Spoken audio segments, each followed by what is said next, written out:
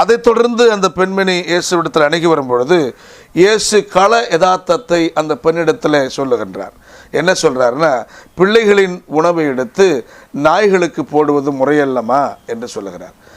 அப்படியானால் இயேசு இங்கே பாகுபாட்டை கற்பிக்கின்றாரா என்கிற கேள்வி நமக்கு எழும்பலாம். ஆனால் இயேசு இங்கே இப்படிப்பட்ட பாகுபாடு இருக்கிறது என்பதை இரண்டு தரப்புக்கும் உணர்த்த விரும்புகிறார் என்பதை நாம் புரிந்து கொள்ள வேண்டும்.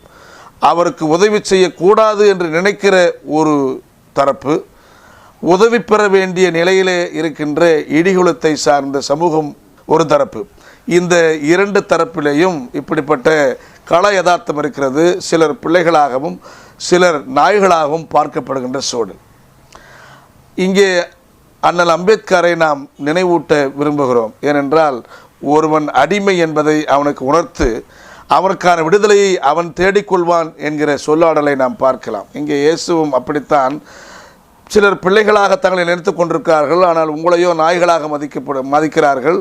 ஆகவே பிள்ளைகளின் உணவை எடுத்து நாய்களுக்கு போடுவது சரியா என்ற கேள்வி எழுப்பும் பொழுது அதன் வழியாக அந்த அம்மாவுடைய உரிமையை, அந்த அம்மாவுடைய விடுதலைக்கான தேடலை, உரிமை போராட்டத்தை மீண்டும் தட்டி எழுப்புகிறார் என்று நாம் புரிந்து கொள்ளலாம். உடனே அந்த பெண்மணி சொல்லுகிறார், ஆமையா, இந்த உலகத்தில் கள யதார்த்தத்தை நான் ஒப்புக்கொள்ளுகிறேன். சிலர் தங்களை கடவுளின் பிள்ளைகள் என்றும் எங்களை போன்றவர்களெல்லாம் நாய்கள் என்றும் பார்க்கிற கள யதார்த்தம் இந்த உலகத்தில் இருக்கத்தான் செய்கிறது. ஆனாலும் இந்த நாய்களுக்கும் உரிமையாளர் நீர்தான், இந்த நாய்களுக்கும் ஆன்மீக பணியாற்ற வேண்டியவர் நீர்தான், இந்த நாய்களுக்கும் உணவிட்ட வேண்டியது கடமை உமக்கு இருக்கிறது என்றது போல அடுத்த சொல்லாடலை பயன்படுத்துவார். தன் எஜமான் மேசையிலிருந்து கீழே விடுகின்ற துணுக்கியாவது இந்த நாய்களுக்கு கிடைக்காதா என்பது போன்ற ஒரு சூழலை நாம் பார்க்கிறோம்.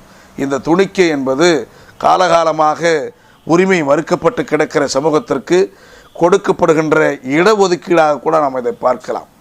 ஆகவே இந்த சூழல் அடிப்படையில் இந்த தோழி தனக்கான உரிமையை மிகவும் சிறப்பாக இயேசுவிடத்தில் தொடர்ந்து போராடி பெற வேண்டிய நிலைக்கு இயேசு அவரை தூண்டி அழைக்கிறார் என்பது நாம் பார்க்க வேண்டும்.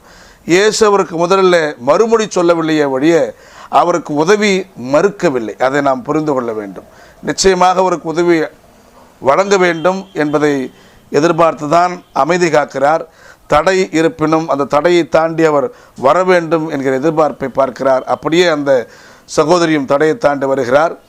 இப்பொழுது இயேசு, உன்னுடைய நம்பிக்கை பெரியது, ஆகவே உன்னுடைய விருப்பத்தின்படி உனக்கு நிகழட்டும் என்று சொல்லி அனுப்புகிறார்.